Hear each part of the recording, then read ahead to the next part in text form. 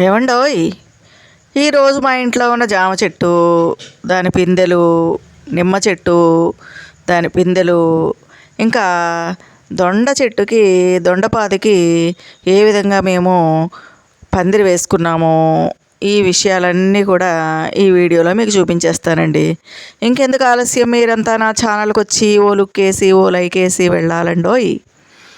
ఇదేనండి మా జామ చెట్టు, చూసారు కదా, చెట్టు నిండా పిందెలు ఉన్నాయండి. అయితే ఇక్కడ చెట్టు మొదట్లో ఒక దొండపాదు ఉందండి. అది మేము ఊరు వెళ్ళేటప్పుడు పందిరి వేసుకోవాల్సింది, ఏం కాదులే ఇంతలోనే పెరుగుతుందా అనుకుని మేము ఊరికి వెళ్ళామండి. ఊరికి వెళ్ళి వచ్చేసరికి ఆ దొండపాదు విపరీతంగా పెరిగిపోయి జామ చెట్టు చుట్టూ వల్లేసుకుంది, కింద భూమి మీద అంతా కూడా పాకేసిందండి మొత్తం. ఇంతకుముందు మీకు నేను చూపించాను కదా, మొత్తం అంతా అల్లుకుపోయిందండి. అల్లుకుపోవడం మాత్రమే కాకుండా ఇంకా అక్కడక్కడ కాయలు కూడా కాసేసిందండోయ్. మరి ఎప్పుడైనా కానీ మనం ఏదైనా ఒక పాదు పెట్టుకున్నామంటే, తీగజాతి కాయగూరలు కనుక పెట్టుకున్నామంటే వెంటనే పందిరేసుకోవాలండి. అలా వేసుకోకపోతే ఆ తీగలు అడ్డదిడ్డంగా ఎక్కడ పడితే అక్కడ పాకేస్తాయి అన్నమాట. అలాంటప్పుడు మనం ఆ కాయలు కోసుకోవడం చాలా కష్టమైపోతుందండి. ఇదిగో చూసారు కదా, చెట్టు నిండా జామ పిందులు ఎలా ఉన్నాయో చూడండి.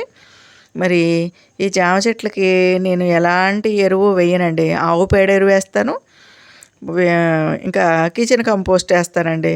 ఇంకా గార్డెన్లో వచ్చినటువంటి ఆకులన్నీ కూడా చుట్టూ, జామ చెట్టు చుట్టూ పాదులాగా తీయించి ఆ ఆకంతా కూడా చెట్టు మొదట్లోకి నెట్టించి పైన మట్టి కప్పిచ్చేస్తానండి.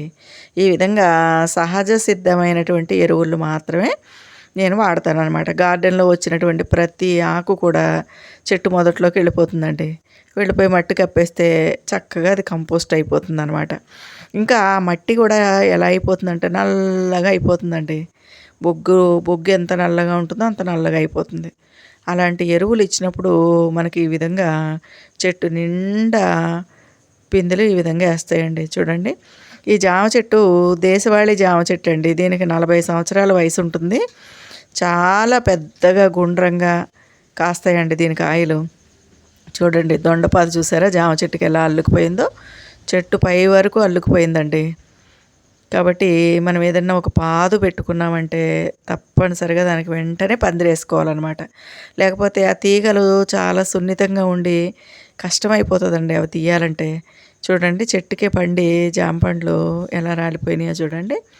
కానీ వర్షాకాలం జామకాయలు బాగుండవండి, తొందరగా ఎందుకో మరి అంత టేస్ట్ ఉండవు అనమాట. చాలా వరకు జామ చెట్టు కాయలు వర్షాకాలం మేము కొయ్యమండి. చెట్టు నిండా ఉంటాయి పిందెలు, కానీ ఎందుకో తెలియదు అంత రుచిగా ఉండవన్నమాట. కానీ శీతాకాలంలో కాసేటటువంటి జామకాయలు చాలా పెద్దగా తయారవుతాయి, చాలా రుచిగా ఉంటాయండి. ఈ చెట్టు జామ విత్తనం చాలా మంచి విత్తనం అండి, చాలా పెద్దగా కాస్తాయి అన్నమాట కాయలు. ఇది దేశవాళీ జామ అన్నమాట. చూసారు కదండి, చెట్టు నిండా ఈ విధంగా పిందెలే ఉన్నాయన్నమాట. మరి మనం చెట్లకి మరి లీఫ్ కంపోస్ట్ కానీ, ఆవు పేడ ఎరువు కానీ, లేదా ఇంకేదైనా పశువుల ఎరువు కానీ, కిచెన్ కంపోస్ట్ కానీ ఇచ్చామంటే చాలండి, పుష్కలంగా మనకి కాయలు కాస్తాయి అన్నమాట. చూసారు కదండి, ఈ పక్కనే నిమ్మ చెట్టు ఉందండి. ఆ నిమ్మ చెట్టు కూడా ఈ జామ చెట్టులో కలిసిపోయి ఉంటుందన్నమాట. అది కూడా ఇప్పుడు మీకు నేను చూపిస్తానండి. ఆ నిమ్మ చెట్టు కూడా, ఆ నిమ్మ చెట్టుకి ఒక పెద్ద కథ ఉందంటోయ్. నిమ్మ చెట్టు నిండా కాయలు ఉన్నాయండి. ఈ జామ చెట్టు లోపల నిమ్మ చెట్టు కూడా కలిసిపోయిందనమాట.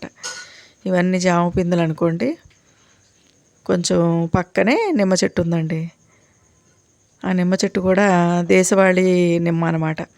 అది హైబ్రిడ్ నిమ్మ కాదండి, దేశవాళీ నిమ్మ అయితేనే కాయలు మనకి మంచి ఎల్లో కలర్లో పెద్ద సైజులో ఉండి ఆ కాయల నిండా రసం ఉంటుందండి. మీకు ఇప్పుడు నేను చూపిస్తాను నిమ్మ చెట్టు. ఇదంతా జామ చెట్టేనండి. చూసారు కదా, దొండపాదు ఏ విధంగా పాకేసిందో, గుత్తులు గుత్తులుగా పిందెలు ఉన్నాయి చూడండి. ఎక్కడ చూసినా జామకాయలు ఉన్నాయి. ఇందులోకి ఇదిగోండి నిమ్మ చెట్టు పూలు, ఈ కొమ్మలు ఈ జామ చెట్టు లోపలికి వచ్చేసాయండి. ఇప్పుడు మీకు నేను చూపిస్తాను. ఇవన్నీ నిమ్మకాయలు అనమాట. చూసారు కదండి. ఈ నిమ్మ చెట్టు నేను వేసి 25 సంవత్సరాలు అయిందండి. అయితే చిన్న మొక్క, ఒక జానెడు మొక్క తీసుకొచ్చి వేసాననమాట. కాకపోతే మా ఇంట్లో నీడ చాలా బాగా ఉంటుందండి. పూల మొక్కలకి, కాయగూరల మొక్కలకి, పండ్ల మొక్కలకి పుష్కలంగా ఎండ తగలాలనమాట. మరి ఆ నీడలో ఉండడం వల్ల కావచ్చు, ఈ నిమ్మ చెట్టు వేసినటువంటి 25 సంవత్సరాలకి కాయలు కాసిందండి. అది కూడా కాసిన మొదటి సంవత్సరం ఆకు కనపడకుండా చెట్టు నిండా గుత్తులు గుత్తులు కాయలు కాసిందండి.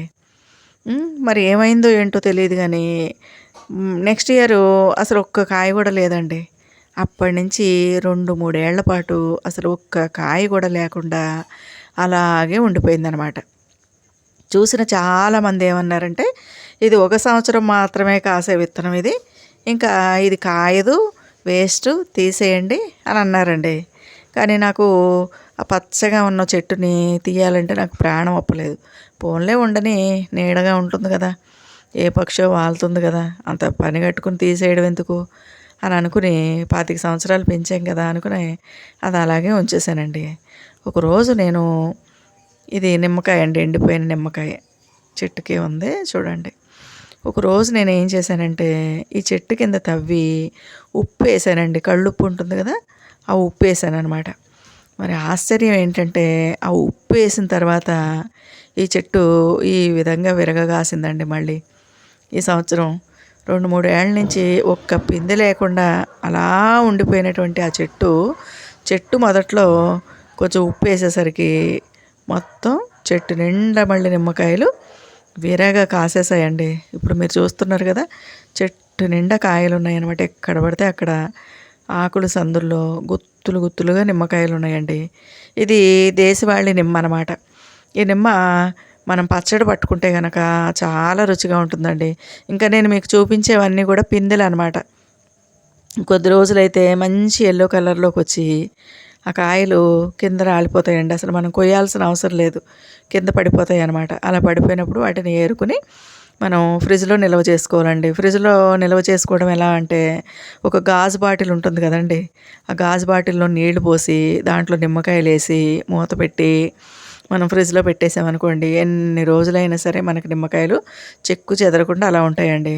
లేదంటే ఏదైనా ఒక స్టీల్ గిన్నెలో నీళ్లు పోసి దాంట్లో నిమ్మకాయలు వేసి, చూసారా దొండకాయలు ఎలా కాసినాయో, అక్కడక్కడ గుత్తులు గుత్తులుగా కాసినాయండి. కానీ చెట్టు పైకి వెళ్ళిపోయింది కాబట్టి పాదు కోయడం చాలా కష్టమయ్యి చాలా దొండకాయలు మేము వదిలేసామండి.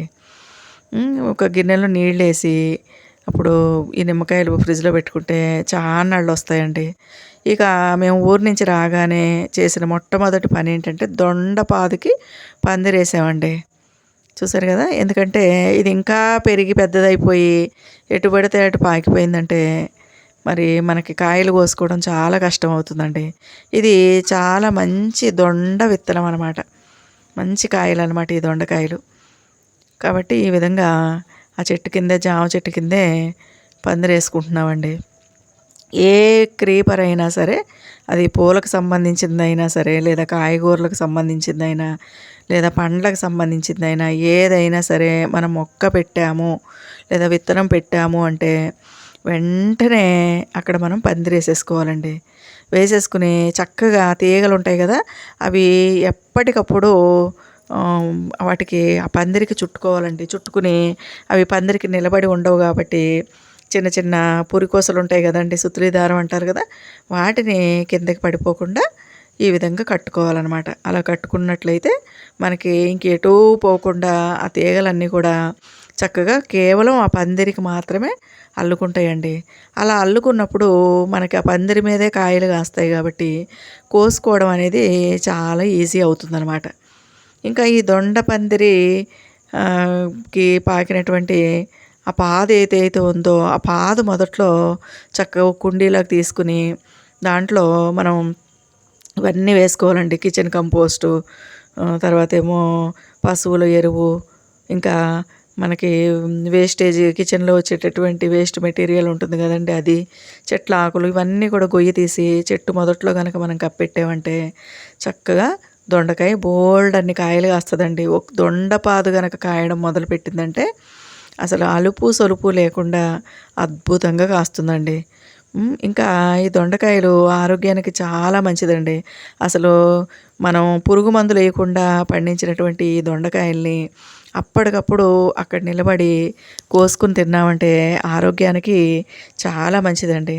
ముఖ్యంగా డయాబెటీస్ ఉన్న వాళ్ళకి ఈ పచ్చి దొండకాయలు తింటే గనక షుగర్ లెవెల్స్ అదుపులో ఉంటాయండి. ఈ దొండకాయని చక్కగా మనం ఇగురు కూర వండుకోవచ్చు, పులుసు కూర వండుకోవచ్చు, ఇంకా గుత్తి దొండకాయ కూర వండుకోవచ్చు, ఇంకా పచ్చడి కూడా చేసుకోవచ్చండి.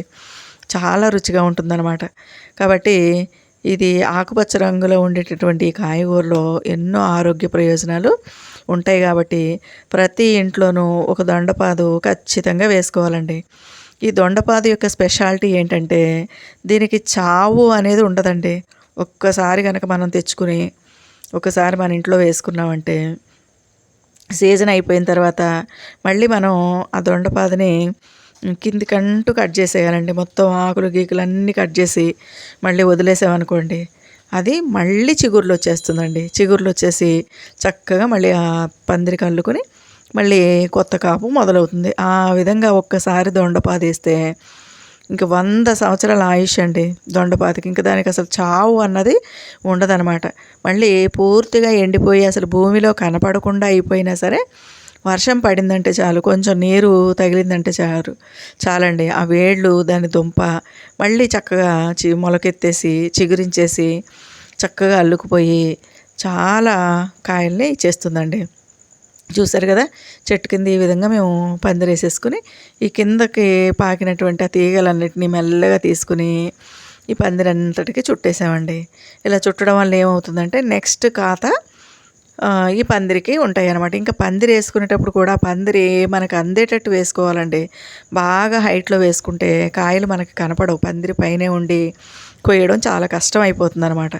మరీ కిందికి వేసుకున్నారనుకోండి, ఆ పందిరి కిందకి దూరి మరి ఆ పందిరి లోపల చిక్కుకున్నటువంటి కాయల్ని కొయ్యడం మళ్ళీ కష్టం అయిపోతుంది అనమాట. అందుకని మన హైట్లో మనం పందిరి ఎప్పుడు కూడా వేసుకోవాలండి. అప్పుడు పందిరి కిందకి మనం వెళ్ళొచ్చు, ఆకుల చాటున ఉన్నటువంటి కాయలను కోసుకోవచ్చు, ఇంకా పందిరి మీద ఉన్నటువంటి కాయలను కూడా వెతికి కోసుకోవచ్చండి. కాబట్టి వర్షాకాలంలో తప్పకుండా అందరూ మరి ఈ దొండ పాదుని తప్పకుండా వేసుకోండి. ఏ నర్సరీలోనైనా ఉంటాయండి. లేదా మీకు తెలిసిన వాళ్ళ ఇళ్ళల్లో ఉంటే ఒక చిన్న దొండ మొక్క తెచ్చుకుని పెట్టుకున్నారంటే ఇక జీవితాంతం మీకు అద్భుతంగా కాయల్ని ఇచ్చేస్తుందండి. కాబట్టి ప్రతి ఇంట్లోనూ తప్పనిసరిగా ఉండాల్సినటువంటి మొక్క ఏంటంటే ఈ దొండ మొక్క అండి. ఇంకా దీంట్లో దొండకాయల్లో చాలా రకాలు ఉంటాయండి. కొంచెం లావుగా ఉండేటటువంటి దొండకాయలు ఉంటాయి. ఇంకా పెన్సిల్ దొండ అంటే అవి చాలా సన్నగా ఉంటాయండి. ఆ దొండకాయలు ఉంటాయి. ఏదైనా సరే రుచిగానే ఉంటాయండి. మరి చూసారు కదండి. మరి ఈ వీడియో కనుక మీకు నచ్చితే లైక్ చేయండి, షేర్ చేయండి, నా ఛానల్కి సబ్స్క్రైబ్ చేయండి. ఉంటాను.